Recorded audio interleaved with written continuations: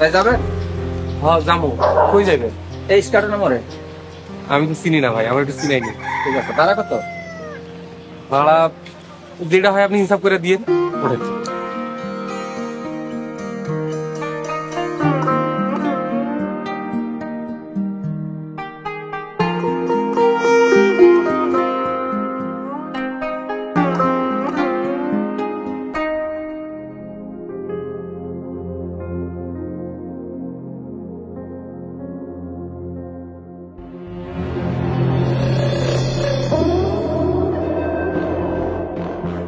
এই রিক্সা থামাইলা কেন?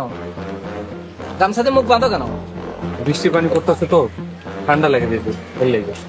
এত সময় বৃষ্টি পড়ে না, আর এখানে থামাইছে কেন? আমি তো আরো সামনে যাবো। স্যার আপনি এখানে নাইমা যান, ভাড়া দাম লাগবো না।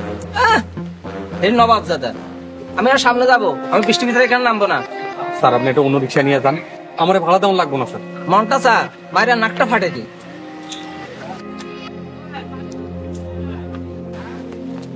দেখে তো শিক্ষিত লোক মনে হয়, ব্যবহার এত খারাপ।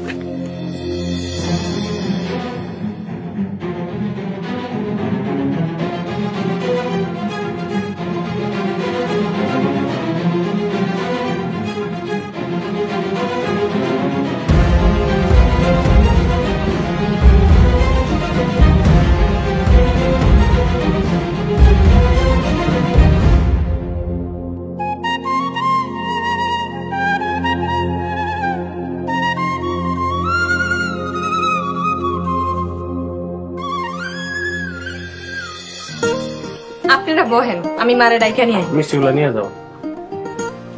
আমি বস।